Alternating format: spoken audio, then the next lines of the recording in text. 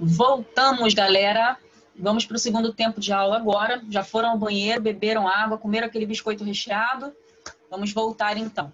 No nosso primeiro tempo de aula, nós falamos sobre verbo de ligação e predicativo do sujeito, né? Colocamos aí a diferença que existe entre o verbo nocional, o verbo de ligação. Identificamos também quando um predicado é verbal, nominal ou verbo nominal. Sobre tudo isso nós falamos no primeiro tempo. Se você não assistiu ao nosso primeiro tempo de aula, volta, sai desse daqui agora, volta lá, assiste para você vir para o segundo. Porque no nosso segundo tempo nós vamos falar sobre texto teatral, tá bom? Nós iniciamos o módulo 17 lendo a peça, né, uma parte do roteiro da peça Pluft, o Fantasminha, que mostra pra gente que o Pluft era um fantasma que tinha medo de gente. Vocês já viram isso? Eu tenho medo de fantasma. Um fantasma ter medo de mim é um negócio esquisito, né? Vocês têm medo de fantasma, gente? Eu morro de medo de fantasma. Nunca vi um fantasma, mas eu tenho medo. Mas, né? Vamos lá. Deixa os fantasmas lá no cantinho deles e a gente fica aqui no nosso. Vamos começar. Texto teatral, olha aí na tela, tá bom? Se você está com a sua apostila, pegue-a para você acompanhar. Se você não está, acompanha comigo na tela. E se você ainda não foi na escola pegar, vou falar de novo. Vou ser repetitiva. Vai na escola buscar a sua apostila, tá bom? A sua apostila é parte fundamental do seu processo de aprendizagem. É nela que você tem como consultar, é nela que você faz as suas atividades que o professor propõe, tá? Não só a professora Alexandra, mas os outros professores também. E se você não faz, você não fixa conteúdo. Se você não fixa conteúdo, você não aprende. E, querido, dá ruim. Lá na frente vai dar ruim, tá bom? Bem informal mesmo, bem coloquial, tá bom? Vamos lá. Na sessão para começar, você lê um trecho de uma peça infantil muito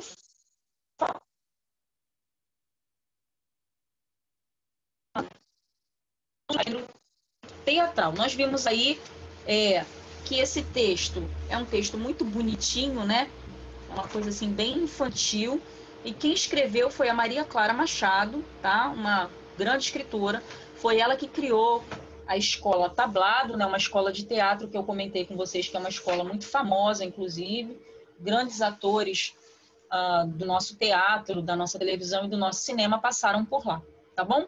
Observando com atenção, percebemos que o texto apresentado na sessão segue a mesma estrutura do texto narrativo, mas tem algumas diferenças e peculiaridades. Isso quer dizer que o texto teatral também possui tempo e espaço definidos, personagem e enredo. A gente percebeu que, apesar de ser uma história contada, narrada, a gente vê que a apresentação do texto é diferente, né? Nós temos lá as falas dos personagens, nós temos as rubricas que eu expliquei para vocês o que são, né? E outros elementos que aparecem que não são comuns numa história narrada comum, numa narrativa que nós estamos acostumados a ler, ok? Vamos ver aí algumas características estruturais desse gênero textual. Os textos teatrais são escritos para serem encenados. Se eu escrevo um texto teatral e ele não é encenado, qual é a graça eu ter escrito esse texto? Se ele vai ficar na gaveta? Não tem sentido, tá? O texto teatral, ele ganha vida, ele realmente alcança o seu objetivo quando ele é encenado. Por isso, o enredo é contado pelos personagens e não por um narrador, como podemos observar na peça transcrita neste módulo. Para isso, as indicações dos nomes dos personagens antes das falas são essenciais para que o leitor consiga dar seguimento à leitura de maneira fluida. Outra característica importante é a presença de rubricas, que eu comentei com vocês ainda no primeiro vídeo, que são comentários do autor sobre questões relacionadas ao cenário, da forma de vestir-se e portar-se no momento. Observe, Pluft, pé ante pé, chega por detrás da cadeira da mãe e grita. A mãe leva um grande susto e deixa cair as agulhas e o tricô. Eu sabia que você também tinha medo de gente. Peguei mamãe com medo de gente. Peguei mãe com medo de gente. Mãe, procurando de gatinha, os óculos e o tricô. Pluft, você quer apanhar? Como é que eu posso acabar o meu tricô para os fantasminhas pobres se você não me deixa trabalhar? A mãe volta à cadeira bufando e Pluft volta à janela pensativo. esses elementos que estão aí entre parênteses no texto, eles mostram as rubricas, tá? Você observa que ele está entre parênteses e em itálico. Todas as rubricas estão escritas de maneira diferente para que, né, tenha destaque e o leitor, no caso a pessoa que vai fazer a encenação da peça, ela consiga identificar o que é o texto que ela precisa reproduzir e o que é a anotação do autor sobre aquele momento no palco, ali no momento da peça. Os trechos em itálico e entre parênteses são chamados de rubricas porque estão explicando aos atores e ao leitor como os personagens devem se portar naquele momento. Como o texto teatral não tem a presença de um narrador, as rubricas são de extrema importância para dar vivacidade ao texto e ajudar o leitor a compreender como aquele personagem está se sentindo ou agindo no momento, o que faria um narrador onisciente, por exemplo. Outra característica comum ao texto teatral é a divisão do texto principal em prólogo, atos, cenas e epílogo. Vamos entender aí o que é cada um desses elementos que compõem o texto. O prólogo é um texto inicial que tem o objetivo de situar o leitor no que ele vai encontrar na peça ou fazer uma introdução aos fatos que serão narrados no texto. Na peça Pluft, o Fantasminha, o prólogo se faz presente com o objetivo de apresentar algumas informações iniciais que serão importantes para o desenvolvimento da história. Veja, prólogo. O prólogo se passa à frente da cortina. Pela esquerda surgem os 3 marinheiros amigos, meio bêbados, cantando. O da frente é Sebastião, o mais corajoso. Leva um toco de vela aceso ou um lampião. Segue-se Julião, segurando um mapa. Deve-se ouvir a canção antes de avistá-los. Ainda era uma criança quando saiu para o mar a aprender a navegar o capitão Bonança. Depois morreu no mar, deixou de navegar. Onde está a herança do capitão Bonança? Quando aparecem no palco, devem estar acabando o canto. E aí entra, né, o texto teatral, as falas dos personagens. Sebastião, deve ser aqui. Veja o mapa, Julião. Veja você, Sebastião. É melhor o João ver. João é o encarregado do mapa. E aí vocês têm as rubricas, tá bom? As rubricas são as observações do autor em relação àquilo que deve acontecer durante a cena. Uma casa perdida na areia branca perto do mar verde. Deve estar por perto. Pega na luneta, Julião. Estou vendo um mar calmo com algumas ondinhas brancas. Então vamos. Já andamos muito. Pobre Maribel. Pobre Maribel. Pobre Maribel. Precisamos salvar a neta do nosso grande capitão Bonança. Precisamos achar o tesouro da neta do grande capitão Bonança. Precisamos pegar o ladrão do tesouro da neta do grande capitão Bonança. Viva o grande capitão Bonança! Viva! Vamos, vamos, vamos! Muitos vamos. Os atos são um conjunto de cenas interligadas por uma temática em comum.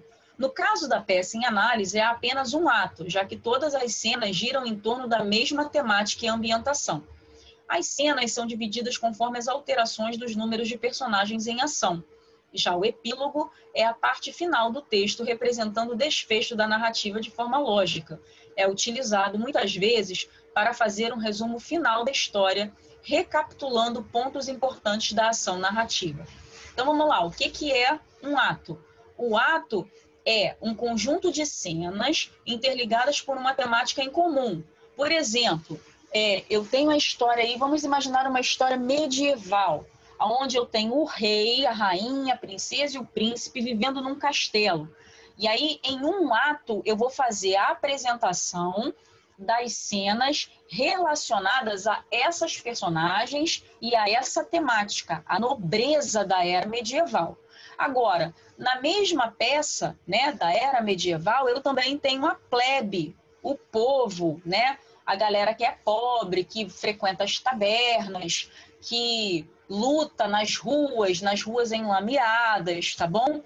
Pessoas pobres que passam dificuldade. Então, esse é um outro ato com uma outra temática e com uma outra ambientação, ok? Então, isso é o ato. Então, nós temos diferentes atos dependendo do tipo de peça. Tem peça que é um ato único porque a temática e a ambientação são as mesmas, tá bom? As cenas são divididas conforme as alterações dos números de personagens em ação. Tem cena que eu preciso de 2 personagens, tem cena que eu preciso de um só, tem cena que eu preciso de todos os personagens juntos, e aí depende. E o epílogo é a parte final, fazendo aí o desfecho da história, tá bom? Bom, galera, esse aí é o texto teatral, tá bom? É a apresentação do texto teatral e suas características, ok?